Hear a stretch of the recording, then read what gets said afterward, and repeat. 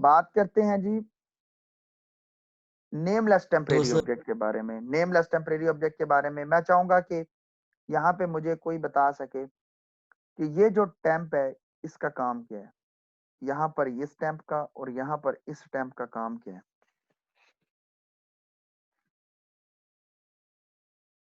इस टेम्प का काम क्या है जी, कोई बता जी, क्या सर काम है। टैप जो है ना वो आपका काउंटर की वैल्यू लेता है और रिटर्न कर देता है उसको। तो आप क्या कहेंगे कि ये एक बेसिकली एक थोड़ी देर के लिए एक ऐसा temporary variable, yes temporary object. बिल्कुल टेम्पररी ऑब्जेक्ट थोड़ी है। डन डन हुआ जी।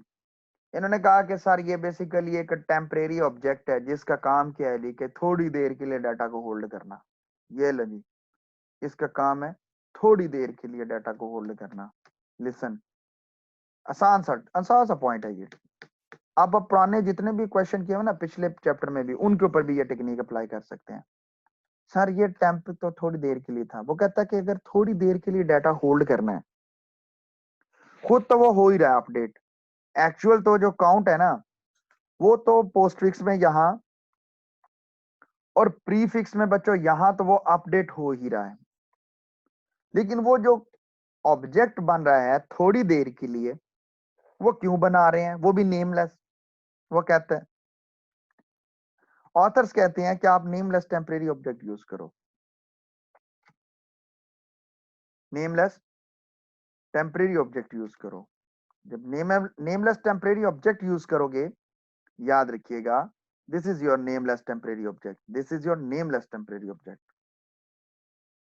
ये क्या था बेसिकली, दिस इज, मैं इसको यहाँ पे लिखता हूं फिर मैं आपके साथ शेयर करता हूं।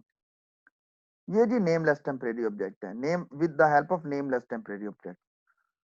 अब हो क्या रहा है जी, प्लीज लिसन। जब कंट्रोल आएगा किसी के लिए भी, लिसन, कोई कंट्रोल आएगा किसी के लिए भी, कंट्रोल अगर यहाँ पे आएगा, प्रीफिक्स है, जैसे बहुत पहले बात हुई थी कि प्रीफिक्स पहले अपने आप को अपडेट करेगा। ये पहले अपने आप को अपडेट करेगा, फिर कंस्ट्रक्टर चला देगा। कौन सा कंस्ट्रक्टर, मिसाल देते हैं, यहीं पे बात कर लेते हैं भाई। जब इसको कॉल की तो पहले 0 था, तो 0 के लिए अपडेट हो रहा है। जब C1 0, तो इसे 1 कर देगा, तो यहाँ पर 1 हो चुका होगा। ये 1 बेसिकली आपके पास 1 आर्गुमेंट कंस्ट्रक्टर में जाएगा। 1 गया, ये 1 आर्गुमेंट कंस्ट्रक्टर में इसे 1 मिला, और इसने इस, किसकी बात कर रहा हूं, नेमलेस टेम्परेरी ऑब्जेक्ट की बात कर रहा हूं कि C1 के अंदर पहले बच्चों था 0, प्लस प्लस हुआ, ये प्लस प्लस चला, तो इसने इसे 1 कर दिया, 0 को 1 किया। 1 करने के बाद अब हमारे पास ये कंस्ट्रक्टर चल रहा है, कौन सा जी, ये कंस्ट्रक्टर चल रहा है बच्चों, 1 आर्गुमेंट कंस्ट्रक्टर चल रहा है। 1 आर्गुमेंट कंस्ट्रक्टर के अंदर आप 1 ऑलरेडी पास कर रहे हो, 1 पास कर रहे हो, और ये उसका काउंटर है। किसका काउंटर है, एक नए बनने वाले ऑब्जेक्ट का जिसका नाम नहीं है और जिसमें आप 1 पास कर रहे हो। This is nameless temporary object, nameless temporary object. Control return करेगा, रिटर्न करेगा तो भाई इसको रिटर्न करेगा, ये रिटर्न हो जाएगा। C1 एक्चुअली हो चुका है जी 1, C1 1 हो चुका है। अब इस वाली के बारे में अगर बात करें, तो यहाँ पर C1 1 हो चुका है, लेकिन क्योंकि इसके लेफ्ट साइड पर कोई वैल्यू मौजूद नहीं है, तो लिहाजा ये डिस्कार्ड हो जाएगा। लेकिन इस वाले सीन में और इस वाले सीन में और इस वाले सीन में डिस्कार्ड नहीं होगा, बल्कि इनको वैल्यूज मिल जाएंगी, इनको मिल जाएंगी वैल्यूज। तो हम नेमलेस टेम्परेरी ऑब्जेक्ट बना रहे हैं थोड़ी देर के लिए। अब यहाँ पे क्या होगा, पोस्टफिक्स में, पोस्टफिक्स कहता है नहीं नहीं नहीं नहीं नहीं, ठहरो, इसको तो बाद में अपडेट करना है। For example plus plus C1 लिखा हुआ था, तो इधर 0 ही भेजता जी, 1 ना भेजता। कंट्रोल ऊपर जाता, एक टेम्परेरी ऑब्जेक्ट बनता, नेमलेस टेम्परेरी ऑब्जेक्ट बनता, बिल्कुल जी, टेम्परेरी ऑब्जेक्ट बनता विद 0। और बाद में आने के बाद C1 को 1 करता, पहले 1 ना करता, बाद में, और फिर रिटर्न करता, इसको रिटर्न करता, इसको। ये तो एक्चुअल है जी, इसने तो कॉल की हुई है। तो ये बेसिकली नेमलेस टेम्परेरी ऑब्जेक्ट है। यहाँ पे आंसर दिया था 5 और 16, चलाते हैं जी।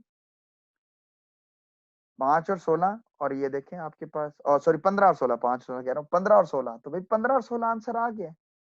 इसमें कोई क्यूरी नहीं है, इसमें कोई प्रॉब्लम नहीं है। ये सिर्फ हमने नेमलेस टेम्परेरी ऑब्जेक्ट, अच्छा नेमलेस टेम्परेरी ऑब्जेक्ट में यहाँ के लिए वन आर्गुमेंट कंस्ट्रक्टर चाहिए, तो अगर आप वन आर्गुमेंट कंस्ट्रक्टर को स्किप करते हैं और एग्जीक्यूट करते हैं तो एरर आता है। तो कहता है भाई आप यहाँ पे वन आर्गुमेंट कंस्ट्रक्टर को कॉल कर रहे हैं, तो आप वन आर्गुमेंट कंस्ट्रक्टर का यहाँ बनाना जरूरी है।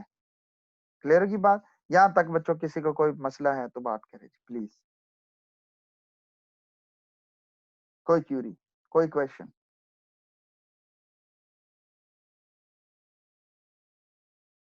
अभी तक हमने जो बात की, अगर आप गौर से जरा देखें, मैं बात को यहाँ पे खत्म करना चाहूंगा यूनरी ऑपरेटर्स को लेके।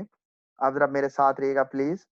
देखें यूनरी ऑपरेटर, ये स्टार्ट में मैं इस पे बात करूंगा बाद में। पहले ऑपरेटर ओवरलोडिंग में यूनरी ऑपरेटर हमने डिबेट कर ली है शुरू में।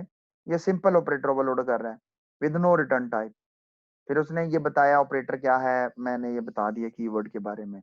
आर्गुमेंट क्यों नहीं पास कर रहे ये भी बता दिया, पिक्चर के पॉइंट ऑफ व्यू से भी आप देख सकते हैं। हाँ ऑपरेटर रिटर्न वैल्यू, ये देखें रिटर्न वैल्यू था। और इधर गौर से देखें बच्चों, इसके अंदर ना वो देखें क्या कर रहा है, वो जनाब साहब मेरे वाला तरीका कर रहा है, क्योंकि उसने नेमलेस नहीं यूज किया। लेकिन वो ये कहता है कि ये बहुत ज्यादा जगह घेरती है, ये मेन अमीन के अंदर कॉल कर रहा है। फिर नेमलेस टेम्परेरी ऑब्जेक्ट उसने बनाया, गौर से देखें नेमलेस टेम्परेरी ऑब्जेक्ट बनाया तो उसने कुछ ये काम किया। अच्छा उसने देखे काउंट को प्लस प्लस पहले कर दिया, बाद में उसने काउंट को भेजा। रोक ले, देखते हैं नीचे देखते हैं। जैसे पोस्ट फिक्स नोटेशंस के बारे में बात करता है, जैसे वो पोस्ट फिक्स नोटेशंस के बारे में बात करता है, अच्छा जी, जैसे वो पोस्ट फिक्स ऑपरेटर्स को वो करता है, तो जरा गौर से देखिएगा। अब जरा गौर से देखें, ये प्रीफिक्स के बारे में और ये पोस्ट फिक्स के बारे में उसने वही कॉन्सेप्ट बना लिया जो मैंने किया। अब ऑपरेटर्स को ओवरलोड क्यों कर रहे हैं, सबसे पहली बात ये है।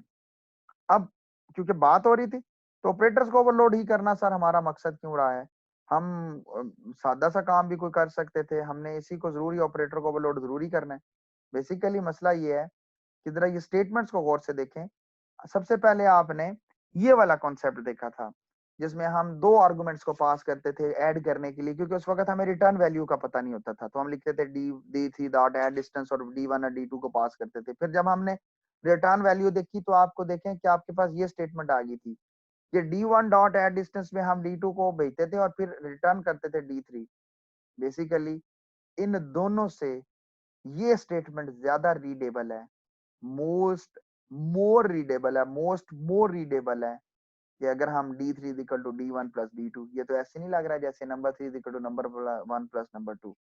तो ऑपरेटर ओवरलोड बेसिकली हम इसीलिए करते हैं, याद रखिएगा, कि वो हमें रिलायबल कर देते हैं, look like a real data type की तरह कर देते हैं। हम बिल्कुल उन्हें ऐसे डील करेंगे जैसे हमारी डाटा टाइप है, जैसे integer float double data type है, हम उनको उस तरह ट्रीट करते हैं। ये बेसिकली आपका क्वेश्चन था और इसका ये आंसर था।